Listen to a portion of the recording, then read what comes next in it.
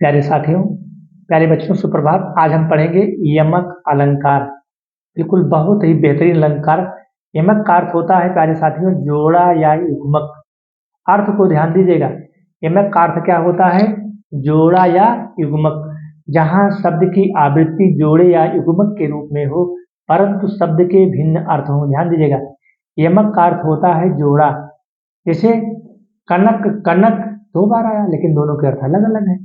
तो जहां शब्द की आवृत्ति जोड़े या युग्मक के रूप में हो, जोड़े या युग्मक, युग्मक माने होता है जोड़ा, जोड़े या युग्मक के रूप में हो परंतु, ध्यान दीजिए, परंतु शब्द के, परंतु यहां पर देखिए, परंतु शब्द के भिन्न भिन्न अर्थ हो, मतलब शब्द के भिन्न भिन्न अर्थ हो, वहां पर हमारा क्या होता है?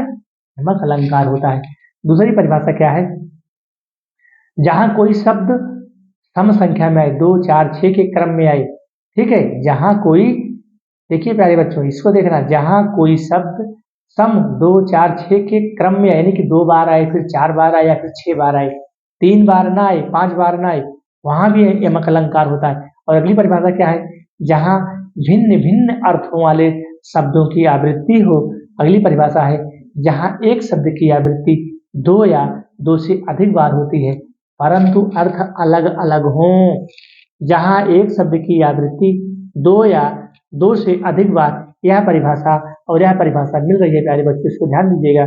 जैसे यहाँ एक कनक माने सोना होता है और एक कनक माने क्या होता है? धतूरा। एक को आदमी पा करके, ठीक है, एक कनक माने होता है सोना। देखिए यहाँ पर एक कनक माने होता है सोना और एक कनक माने होता है धतूरा। इसको पा करके आदमी धनवान हो जाता है, धन से युक्त हो जाता है, और इसको पा करके आदमी पागल हो जाता है, बौरा जाता है। प्यारे बच्चों, शब्द एक हैं लेकिन उसके अर्थ अलग अलग हो जा रहे हैं, तो हमारा यहाँ आंसर क्या हो गया? यमक अलंकार हो गया। तो ठीक है, हमें इस प्रकार से आपको समझ में आ गया होगा। ठीक है, चलो ठीक है, हम एक एग्जाम्पल और ले लेते हैं प्यारे साथियों।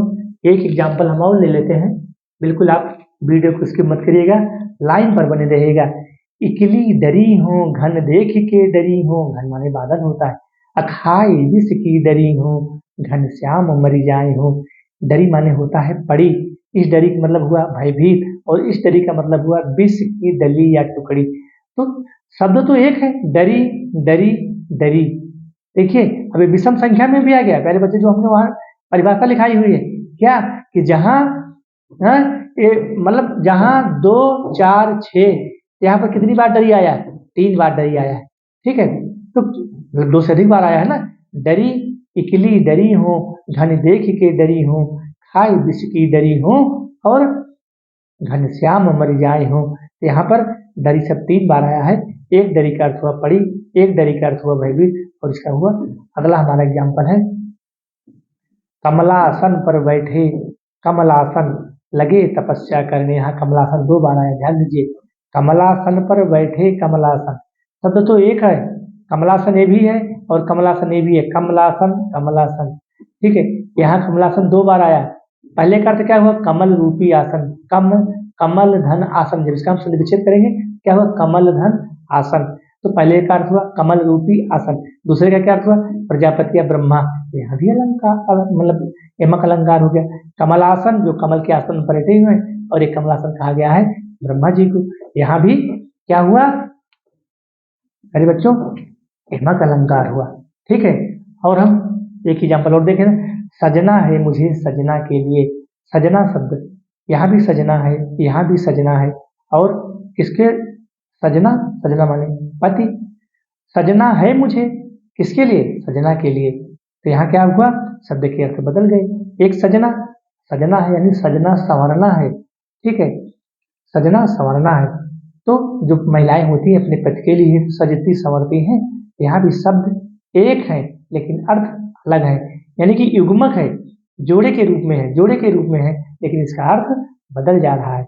घटा सावन की घटा, घटा सावन की घटा, सावन के रूप में।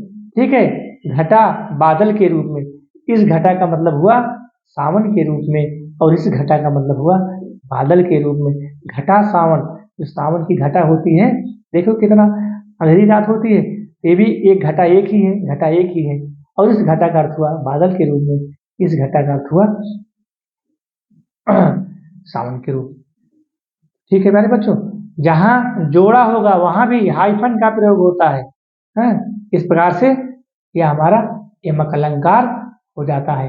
अगला अलंकार है हमारा मेरे बच्चों, अगला अलंकार आपको हम बता देते हैं, एक अलंकार और देख लेते हैं, श्लेष अलंकार। ठीक है, अगला अलंकार हमारा क्या है, श्लेष अलंकार।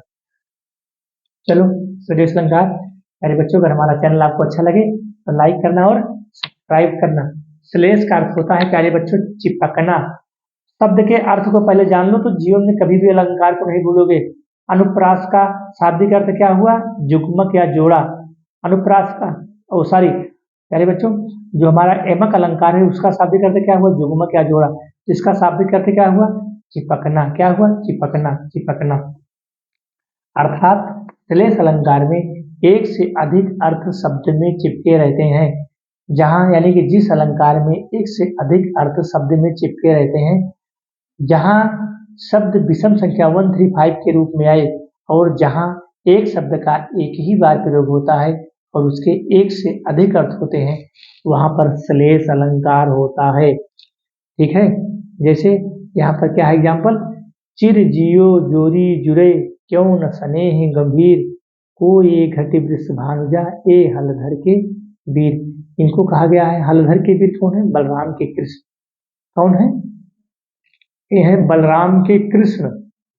ठीक है,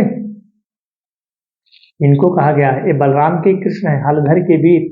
और ये वृषभानुजा कौन है, ये वृषभानुजा है, वृषभान की पुत्री राधा है। ये पहला वृषभान, ये वृषभान की पुत्री क्या है, राधा है। ठीक है, और दूसरा वृषभ ये अंबिका की गाय है और ये हलधर के वीर है। इस प्रकार यहाँ हलधर के वीर, हल को कंधे पर रखने वाले ये हमारे कौन हो गए, बलराम हो गए। यहाँ पर क्या हुआ, श्लेष अलंकार हुआ। क्योंकि यहाँ वृषभानुजा तथा हलधर में एक से अधिक अर्थ होने से श्लेष अलंकार है। क्योंकि पहले बच्चों अगर एक ही शब्द में कई अर्थ चिपके रहे, वृषभानुजा, वृषभानुजा, वृषभानुजा जो है, ये वृषभानुजा कौन है, ये वृषभान की पुत्री राधा है। और हलधर के भी इसी वृषभानुजा, वृषभ माने होता है बैल, तो बैल किसको कहा गया, बलराम को कहा गया। क्योंकि हलधर वो हल को अपने कंधों पर रखने वाले हैं, तो बलराम के जो जो कृष्ण के भाई बलराम हैं वो हलधर को अपने कंधे पर रखते हैं। यहाँ पर हमारा क्या हो गया, श्लेष अलंकार हो गया।